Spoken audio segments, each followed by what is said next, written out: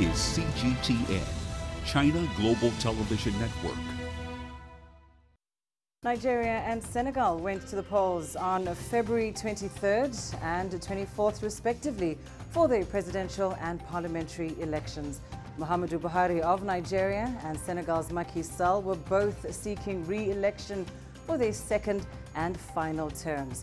Now, official tallies declared Sall the winner in Senegal with 58% of the vote, while Buhari won 56% of the Nigerian vote. However, Buhari's closest rival, Atiku Abubakar, has rejected that result and stated that he will challenge it in court.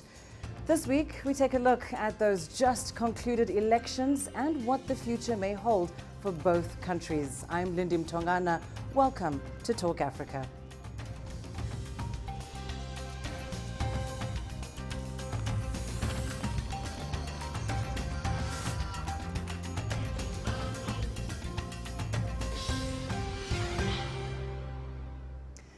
Now, the official declaration of results was, of course, eagerly anticipated in both Senegal and Nigeria.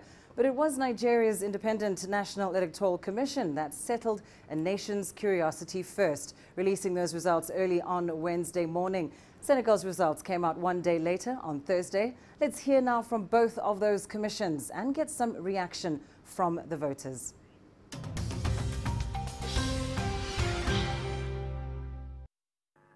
Buhari Muhammadu of the APC scored 15,191,847 votes. Muhammadu Buhari of the All Progressive Congress, having satisfied the requirements of the law and scored the highest number of votes, is hereby declared winner and is returned elected. I'm happy that Buhari win the seats back as our new president, because what he's doing, you understand me, he's doing something that will be happy, because he have a future, and he have future for Nigeria. Even for we youth, we Yoruba, we are very happy that Buhari win the seats. The number of valid votes were 4,383,879 and are divided as follows. Macky Sall, 2,554,605 or 58.27%. Idrissa Seck, 898,674 or 20.5%. I say thank you, and I also say thank you to the President, Macky Sall, to have brought us peace in Casamance, and that peace will continue for another 5 years, and for the rest of our lives, we will have peace in Casamance, definitely. We believed in him. We believed in him 7 years ago. We continue to believe in him. He is the best. He's a visionary, and the 7-year mandate he has just completed, all the achievements, that's what pushed us to be with him today. We are ready to do anything with him because it is the future of Senegal. He is the future of Senegal.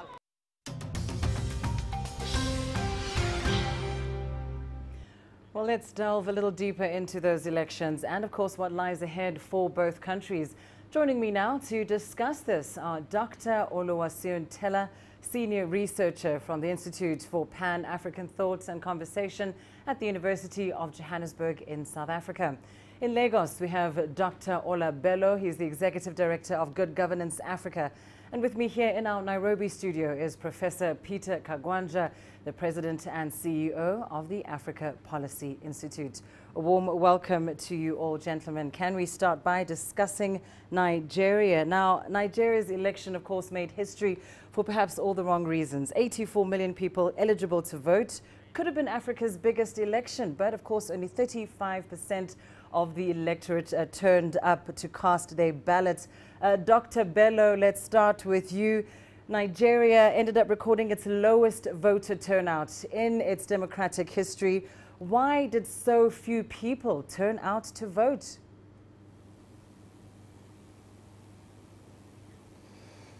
I think it's a dismal turnout, and in my assessment, both the process itself and the outcome of democratic practice in Nigeria accounts for this. With regards to the process, I think we continue to face a number of serious challenges. One relates to election day logistics, which was fairly chaotic in many places, even though overall I think things went reasonably well. The organization of the election itself, through the registration process, you know, how you streamline some of the coordinate, the delivery of voters' materials and all of those things. I think we've still not gotten this right. And of course, the pockets of violence witnessed right across the country, it was in no way representative, but I think where those violence were seen, they contributed to depressing voter turnout, and of course the postponement, which I think controversially some people see as having perhaps depressed turnout in the opposition strongholds more than it did in President Buhari's bastions. I think that's something the Electoral Commission should learn from, even though it might have been acting in good faith. But I think ultimately this poor turnout speaks to only one big elephant in the room, in my assessment, and that's the fact that I think trust in this system is at its lowest ever. And I think many voters simply stayed away from the polls because they do not think that their exercise of their civic responsibility in the form of voting is going to change the outcome for governance and improvements in the way that Nigerians live fundamentally. And we have to worry about all of this, but I think most importantly, we need to restore some level of confidence in the system so that people think that they can change things through voting. And voter confidence, of course, is a key issue. And I want to bring you in here, Professor Kagwanja. Some have said, in fact, that Nigerians voted by not voting. What do you think of that?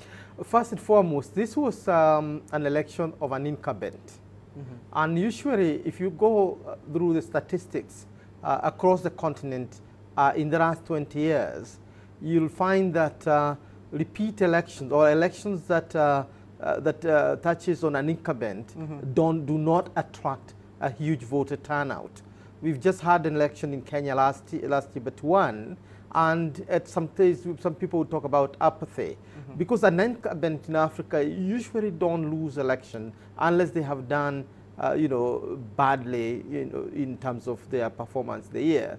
So the voter turnout is like that. Second, in terms of Nigeria, the divide is not the traditional one because Abubakar and the Buhari from the north, and this was basically a northern affair, and there was voter turnout in the southern parts was very weak. Therefore, it is all about those two dynamics, that the competition was not stiff because there was no north-south divide, and two, that elections of incumbents don't attract a huge voter turnout. Whether it was this north-south divide or whether it's about apathy, it certainly has implications for President Buhari. And I want to bring this question to Dr. Tella, joining us in Johannesburg. What does this mean, this low voter turnout? What does it mean for Buhari? Does he have a legitimate mandate from the people of Nigeria? I think that the result of this election has highlighted a major issue, which is the fact that particularly since 2016, Buhari's credibility, Buhari's approval rating has declined over the years. And I think for Buhari to be able to win the hearts and minds of the majority of Nigerians, it would need to ensure that he fulfills his electoral promises, particularly in the first to second year of his second term. So it's absolutely important for Buhari, for instance, to be able to tackle the issue of Boko Haram and to be able to tackle corruption without being seen as a selective campaign against his opponents. So I think it's absolutely important that for Buhari to be able to win the hearts and minds of the majority of Nigerians, he is able to fulfill his electoral promises in the next 1 to 2 years. And of course, when it does come down to that question of an approval rating, it's interesting that even the stock exchange reacted negatively to the outcome of the presidential election in Nigeria. Professor, what does that market reaction imply? It implies that democracy in Nigeria is still work in progress. And as Bello has indicated, you know, the Nigerians need to put their act together. Nigeria is basically the pulse of Africa. When Nigeria works, Africa works. And therefore, those of us from the other parts of the continent are worried about the logistical and the management of elections, because Nigeria has accepted democracy as a way of doing things from a long history of military interventionism in the government. And now Nigeria needs to move now to the perfection of that particular process, so that the rest of Africa, will have an example, and then the rest of the world interpret Africa, Africa through the lenses of Nigeria, because it's Africa's largest, country, and therefore it should be Africa's largest democracy. And Dr. Bello, on that note, I want to come back to you. Of course, as we know, Atiku Abubakar is challenging the election results, saying that he is going to take this matter to court. In fact, calling for the election to be rerun in at least 2 states. How do you think this challenge will play out? Before answering your question, I just wanted to say that in response to Prof about elections, with incumbents not generating as much enthusiasm, I think the evidence from Nigeria actually has been mixed. Since the transition to democracy in 1999, the election that's seen the most turnout was one with an incumbent, with General Oluwaseun Obasanjo, seeking a second term in 2003. And the one with the lowest turnout, another general, in the form of President Buhari this year, has of course recorded the lowest turnout. So I think this is not really clear cut, and I think we need to dig deeper and introspect about what's keeping people away from the polls. But I think some of the factors I mentioned earlier play a part in this. On the fact that the challenger, Atiku Abubakar, has not called President Buhari to congratulate him. In fact, he thinks he's been not been given, a fair assessment in this voting exercise, and they would be going to the court.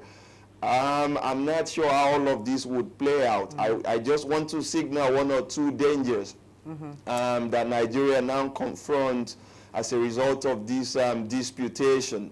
Many people have been relieved to see the fairly swift manner in which the result has been announced. We had to wait for it for more than 72 hours. We all heaved this sigh of relief when one candidate was declared. I think that brought some sort of closure.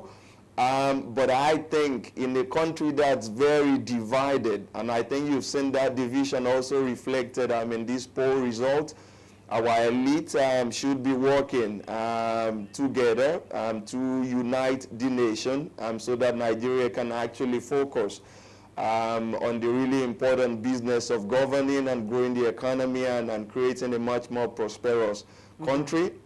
I think the other danger is that we've seen some of the pieces on this board being moved around in the last few months. The suspended Chief Justice case is now resolved one way or another. The guy who is our acting Chief Judge was appointed by President Buhari. If the judiciary has to come into this and have a say, I think we may see that also being open to disputation. This is totally uncharted territory. Let's look to the future now. Sorry, Dr. Bello, just to move the conversation a bit forward.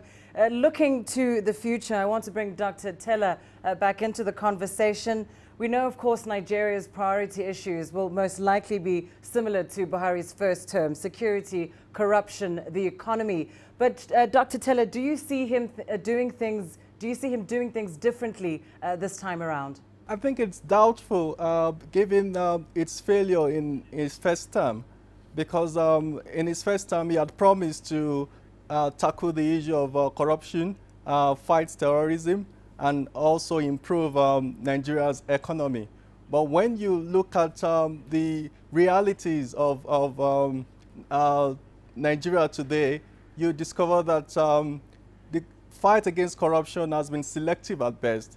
And despite declaring several times that Boko Haram has been technically defeated, Boko Haram continues to blossom. And the Nigerian economy has experienced decline in the last couple of years. We recently emerged from recession, and there is likelihood that we might get back to recession. And also in terms of unemployment rate, we have about 23% unemployment rate. This does not these realities do not augur well for Buhari, and he has to try so hard to convince Nigerians that the next 4 years would not be a repetition of what we had in the last 4 years. It's clear that he certainly has his work cut out for him. Well, let's leave our Nigeria discussion there for now and take a short break. When we come back, we take a closer look at Senegal and bring you some analysis on those elections that have just concluded. Stay tuned.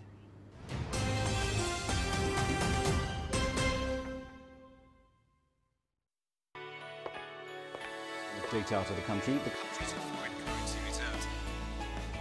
With a dedicated and diverse team of anchors, CGTN now brings Africa to the palm of your hand. I'm Perina Karibe in the heart of Nairobi, which is bustling. From everyday heroes to the continent's most powerful figures, we bring their voices to you. We haven't changed, and this is something most of us are very excited about. We bring you news that's changing perspectives.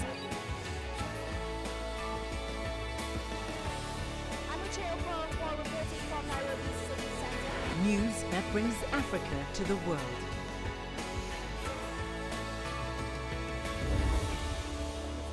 CGTN. See the difference.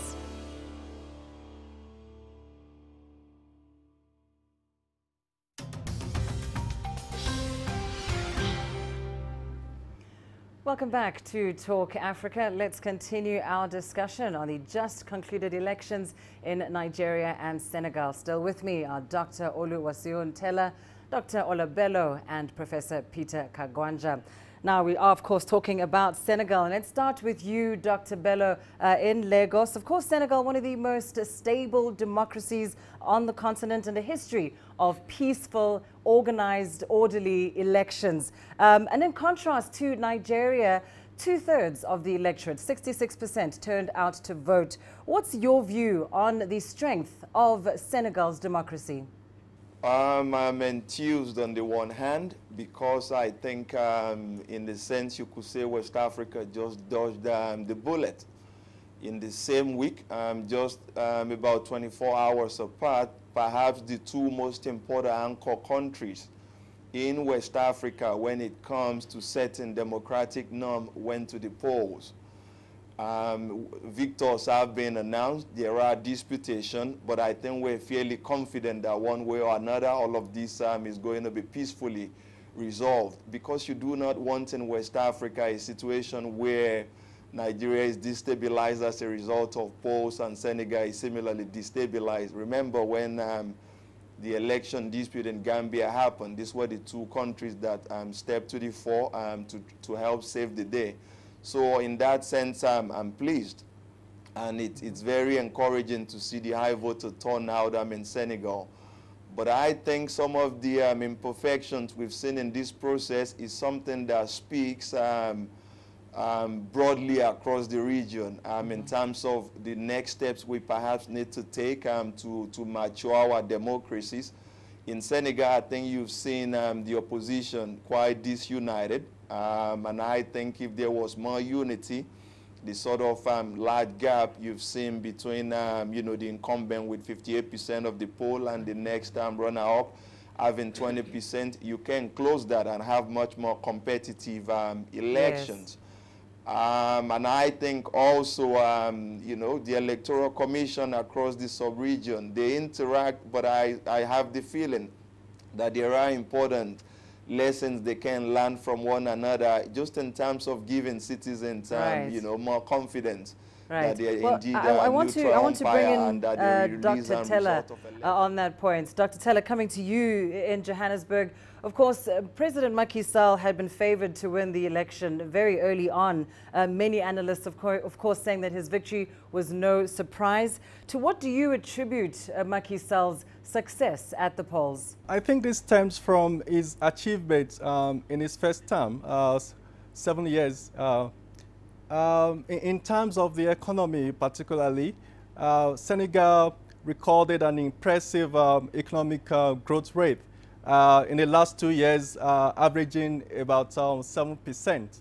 And also, he was able to build infrastructure and its economic plan to make Senegal to emerge as an emerging economy in 2035 also seems to be popular amongst Senegalese. Okay, and of course, we know that Macky Sall going into a second term with a very good record. Professor, what do you think his priority areas will be over the next 5 years? I don't think the priority is going to change much. First, to underline the fact that Macky Sall is really one of the great achievers, the icons of democracy in Africa. And that is reflected in the kind of results you've seen in that country. He's also emerging as a modernizer, which basically brought that. And that comes with a huge experience from his days as a minister, working with the other former president and becoming a prime minister. And therefore, he has a lot to bring. And I think the next thing is how now to implement the new changes that have come up, that the president will now serve for 5 years. So he's not going to serve for 7, but will serve for 5. That would be a priority in terms of electoral and constitutional implementations. Macky Sall, of course, will have to push the economic agenda to complete his modernization agenda of Senegal.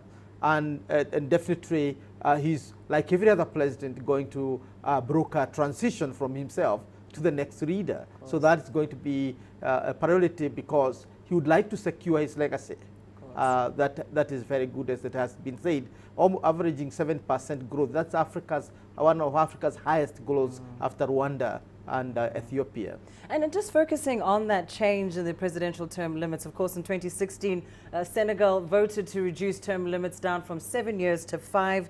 Dr. Bello, I want to come to you now in Lagos. Do you think Macky Sall will be able to build on his successes and secure his legacy with just 5 years and not 7 as president?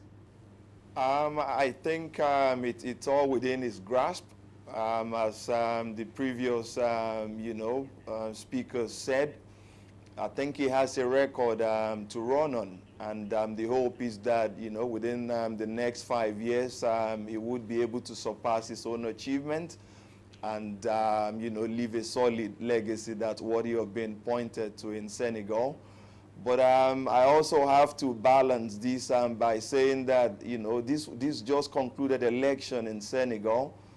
Is the election in which, in fact, the two most competitive candidates against President Macky Sall were not allowed to run. Both of them had, judicial processes instituted against them. Khalifa Sall, former mayor of Dakar, did not run, as could not Karim Wade, son of the, the former president. Right. I think people talk about Senegal as an example of, democracy in West Africa, but I think we can do much, better by having an inclusive process that does not seem to use the judiciary to harm It appears, Dr. Bello, just from what you're saying, that you're suggesting that in some way there are kind of lessons to be learned from both situations. And I want to come to Dr. Tella in Johannesburg. When we look at Nigeria, when we look at Senegal, what are some of the key lessons that we should take when it comes to elections in Africa? Essentially, what does it take to hold free, fair and credible elections on the continent? I must start by noting that Nigeria and Senegal are two of the very few African countries in which an opposition candidate has defeated an incumbent presidential candidates. It happened in Senegal in 2012 and in Nigeria in 2015. I think it's important in order to have free and fair election that we have an independent and fearless electoral commission, evident in these two cases. We also need to have a strong opposition because what we see across Africa is a very weak opposition that are unable to challenge the incumbent political parties. We hardly see an incumbent political party being challenged by opposition political parties in Africa. It has not happened even in South Africa. So we also need to encourage voters to come out in mass to vote for their Dr. Tella, I'm sorry to cut you off there. I feel your point has been adequately made. I just want to give a moment to Peter Kagwanja here with us, the professor, for a closing comment. Your view overall, I mean, was this a good start for Africa's year of big elections? And what's your feeling about the credibility of elections to come? If you look at the democracy in America and the crisis they are going through, then you come to the conclusion that liberal democracy across the world is still work in progress. It's not perfect. And the same applies to Africa. And the example of Nigeria and Senegal shows you a continent struggling to put democracy in place. This is what needs to be done. One, we need to focus attention on the capacity of electoral management systems and also to assure their independence so that the results are seen as credible. Two, opposition leaders across the continent need to embrace the nature of competition, that elections, the elections must lead to peaceful transitions, not to chaos. And finally, we need to not to weaponize courts, because whenever you're going to court, you're using the court as a weapon to win your victory that you not secure through direct elections. That needs to stop. We are out of time, but that is a very good point to make there. It is all we have time for this week, but indeed a big thank you to my guests, Dr. Oluwaseun Tella, Senior Researcher at the Institute for Pan-African Thought and Conversation, Dr. Ola Bello, the Executive Director at Good Governance Africa in Lagos, and Professor Peter Kagwanja, the President and CEO of the Africa Policy Institute. Now remember, we do value your feedback, so do get in touch with us via our social media handles on Facebook and Twitter. You can also catch the show on our YouTube channel, and do keep the conversation going. Tune in again next week for more Talk Africa. From me, Lindy Mtongana, and the team here in Nairobi, it's goodbye.